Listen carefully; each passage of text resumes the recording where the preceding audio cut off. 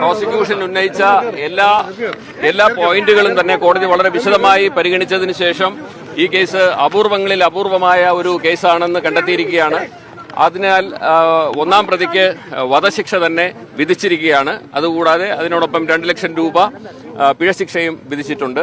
പിന്നെ 302 IPC കൂടാതെ തട്ടിക്കൊണ്ടുപോയി കൊലപ്പെടുത്തിയതിന് അതിനും 10 കൊല്ലത്തെ ശിക്ഷ വിധിച്ചിട്ടുണ്ട്. കൂടാതെ അതിന് 1 ലക്ഷത്തിന്റെ ഫൈൻ എമൗണ്ടും വിധിച്ചിട്ടുണ്ട്. പിന്നെ 328 അതായത് വിഷം കൊടുത്തതിന് 5 വർഷത്തെ തടവ് ശിക്ഷയും 50,000 റുപ്പീസ് അത് ഫൈനും ഇമ്പോസ് ചെയ്തിട്ടുണ്ട്. പിന്നെ 2 വർഷത്തെ തടവ് ശിക്ഷയാണ് ഈ 203ക്ക്, അതായത് പോലീസിനെ അന്വേഷണത്തിൽ തെറ്റിദ്ധരിപ്പിച്ചതിന്. അപ്പോൾ ഇതെല്ലാം തന്നെ A3ക്ക് 3 വർഷത്തെ തടവ് ശിക്ഷയാണ്, 50,000 രൂപയുടെ പിഴശിക്ഷയും. അപ്പം 201 അതായത് തെളിവ് നശിപ്പിച്ചതിനാണ് ശിക്ഷ വിധിച്ചിരിക്കുന്നത്. ഇതിലെ എമൗണ്ട് റിയലൈസ് ചെയ്യുകയാണ് എന്നുണ്ടെങ്കിൽ പിഴശിക്ഷ അത് കോമ്പൻസേഷനായിട്ട് മാതാപിതാക്കൾക്ക് കൊടുക്കാനും കോടതി വിധിച്ചിട്ടുണ്ട്. കേരള പോലീസിന്റെ ചരിത്രത്തിൽ ആദ്യമായിട്ട് വളരെയധികം ഒരു അപ്രീസിയേഷൻ ഈ കേസിൽ ബഹുമാനപ്പെട്ട കോടതി കൊടുത്തു. അത് വളരെ കേരള പോലീസിന്റെ അഭിമാനമാണ്. അപ്പം അതിനാൽ അതൊരു വലിയ കേരള പോലീസിന്റെ വിജയമായിട്ടും പ്രോസിക്യൂഷന്റെ വിജയമായിട്ടും ഞങ്ങൾ ഇതിനെ കാണുന്നു.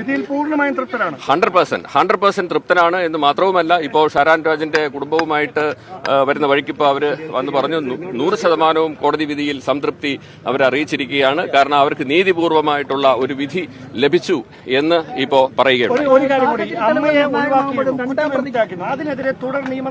ഒരിക്കലും ഇല്ല, അതിന്റെ ആവശ്യമില്ല. ഒരിക്കലും അപ്പീൽ കൊടുക്കേണ്ട ഒരു ആവശ്യവും വരുന്നില്ല. കാരണം അതിന്റെ തെളിവിന്റെ അഭാവം എന്ന് പറയുന്നത് പോലീസിന് നൽകിയ കുറ്റസമ്മത മൊഴി അല്ലാതെ മറ്റൊന്നും തന്നെ അവർ തെളിവ് നശിപ്പിച്ചതിന് ലഭിച്ചിട്ടില്ലായിരുന്നത് കൊണ്ട് മാത്രമാണ് കോടതിക്ക് അവരെ വെറുതെ വിടേണ്ടി വന്നത്. ഈ ജ്യൂസിൽ വിഷം കൊടുത്തത് കുറ്റമാണ്, അത് കോടതി കണ്ടെത്തിയിട്ടുണ്ട്. പക്ഷെ അന്വേഷണ ഉദ്യോഗസ്ഥർ അല്ലെ പ്രോസിക്യൂഷൻ അക്കാര്യം ഉന്നയിച്ചില്ല എന്ന് കോടതി. അതെ, അതായത് ഈ നേരത്തെ 22/8/2022 ഇതേ സമാനമായിട്ട് ജ്യൂസിൽ വളരെ ഹെവി ഡോസ് ഓഫ് പാരസെറ്റമോൾ കലക്കി ഒരു ശ്രമം ഈ ഒന്നാം പ്രതി ഷാരൂൺ രാജിനെ കൊടുത്ത് വധിക്കാനായിട്ട് ശ്രമിച്ചിരുന്നു. പക്ഷേ ആ വധശ്രമം പരാജയപ്പെട്ടത് ഷാരൂൺ രാജ് അത് ജ്യൂസ് തുപ്പിക്കളഞ്ഞത് കൊണ്ടാണ് എന്ന് കോടതി കണ്ടെത്തി. അപ്പോൾ തീർച്ചയായിട്ടും ഇതിനു മുമ്പ് ഒരു കുറ്റകൃത്യം നടത്തിയ പ്രതിയാണ് എന്ന് കോടതി അത് വിലയിരുത്തുകയും അത് ഈ പരമാവധി ശിക്ഷ കൊടുക്കുന്നതിലേക്ക് മറ്റൊരു ഗ്രൗണ്ടായിട്ട് ഒരു അഗ്രവേറ്റിംഗ് സർക്കംസ്റ്റാൻസ് ആയിട്ട് കോടതി കണ്ടെത്തുകയാണ് ഉണ്ടായത്. അതായത് ക്രിമിനൽ പശ്ചാത്തലം ഇല്ല എന്ന പ്രതിഭാഗത്തിന്റെ വാദം നിരാകരിച്ചത് ഈ ഒരു പോയിന്റിലൂടെയാണ്. ഇതും കൂടാതെ തന്നെ ഇത് വളരെ മെറ്റിക്കുലസ് ആയിട്ട് വളരെ പ്ലാൻ ചെയ്ത് നടത്തിയ ഒരു ഇന്റലിജന്റ് ക്രിമിനൽ എന്നുള്ളൊരു രീതിയിലാണ് കോടതി കണ്ടെത്തിയത്. ഒരു ഡെവിളിഷ് പൈശാചികമായ മനസ്സിന് ഉടമയാണ് എന്ന് പ്രോസിക്യൂഷൻ വാദിച്ചതിനെ പൂർണ്ണമായിട്ടും കോടതി അംഗീകരിച്ചും കൂടെ കൊണ്ടാണ് ഈ ഒരു ശിക്ഷ വിധിച്ചത്, വധശിക്ഷ വിധിച്ചത്. എല്ലാ വാദങ്ങളും ബഹുമാനപ്പെട്ട കോടതി അംഗീകരിച്ചാണ്. വധശിക്ഷ തന്നെ മാക്സിമം പണിഷ്മെന്റ് നമ്മൾ പ്രതീക്ഷിച്ച് തന്നെയാണ്. അപൂർവമായ കേസ് തന്നെയാണ് എന്നുള്ള രീതിയിൽ തന്നെയാണ് പ്രോസിക്യൂഷൻ കോടതിയിൽ വാദം അവതരിപ്പിച്ചിട്ടുള്ളത്. അതുകൊണ്ട് ഇത് പ്രതീക്ഷിച്ചിരുന്നു. കോടതി പ്രത്യേകം അഭിനന്ദിക്കുന്നുണ്ട് അന്വേഷണ സംഘത്തെ. ശാസ്ത്രീയ തെളിവുകളടക്കം ശേഖരിക്കാൻ അന്വേഷണ സംഘത്തിനായെന്ന് കോടതി പ്രത്യേകം എടുത്തു പറഞ്ഞിട്ടുണ്ട്. അതെ, അത് ശാസ്ത്രീയമായ തെളിവുകൾ ശേഖരിക്കുക മാത്രമല്ല, ഈ കുറ്റകൃത്യത്തിലേക്ക് ഓരോന്നായിട്ട് കണക്ട് ചെയ്യുന്നതിലും പോലീസ് വിജയിച്ചു. അതിൻ്റെ നമ്മുടെ ടീം വർക്കിൻ്റെ വിജയം തന്നെയാണ്. തിരുവനന്തപുരം റൂറൽ SP ആയിരുന്നു, ഇപ്പം എൻ്റെ കാസർഗോഡ് SP ആയിരുന്ന റൂറൽ SP മാഡം ശില്പ മാഡം ആയിരുന്നു അന്ന് SP. അതുപോലെ തന്നെ അന്വേഷണ സംഘത്തിലുണ്ടായിരുന്ന പോലീസുകാർ, സൈബർ പോലീസുകാർ, ഇവരെല്ലാം തന്നെ രാത്രി പകൽ എന്ന പോലെ ജോലി ചെയ്തിട്ടാണ് ഇതിനുള്ള എല്ലാവിധ തെളിവുകളും നമ്മൾ കൊണ്ടുവന്നു. ഈ ജ്യൂസ് ചലഞ്ച് എന്ന് പറയുന്നത് നമ്മൾ ആ വീഡിയോൻ്റെ പുറകെ പോയി അതിൻ്റെ അന്വേഷണ ഘട്ടമായിട്ട് ബന്ധപ്പെട്ടിട്ട് ജ്യൂസ് കൊടുത്ത ആ കടയിലുള്ള ഒരു പ്രായമുള്ള ആളായിരുന്നു, അയാളെ നമ്മൾ സാക്ഷിയാക്കിയിരുന്നു.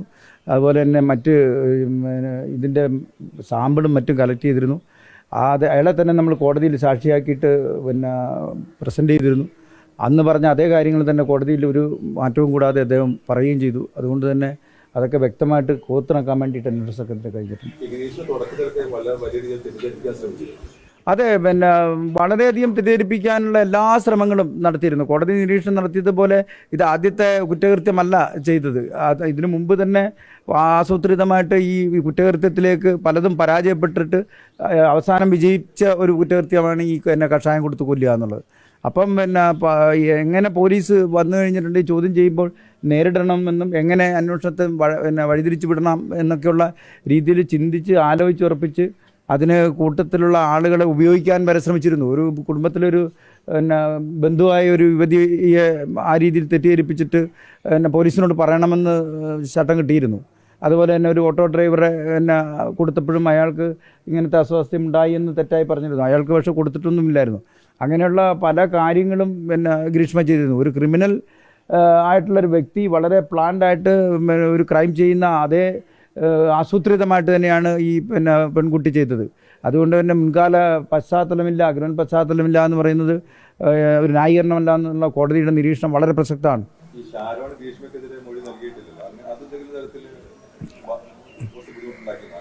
അത് ബുദ്ധിമുട്ടുണ്ടാക്കാത്തതെന്ന് പറഞ്ഞാൽ ജനറലായിട്ട് പറയുകയാണെങ്കിൽ ഈ വിധി വരുമ്പം പ്രാണനെ പോലെ സ്നേഹിച്ചവൾക്ക് പകുത്ത് നൽകിയ കരള് അവൾ തന്നെ പകർന്നു നൽകിയ വിഷം കുടിച്ച് വെന്ത് വെണ്ണീറായിപ്പോയ അവസ്ഥയിലും ആ ചെറുപ്പക്കാരൻ ഇവിടെ ആസ്പത്രി കിടക്കയിൽ കടന്നിട്ടും തള്ളിപ്പറയാൻ തയ്യാറായിട്ടില്ല എന്നുള്ളതാണ്.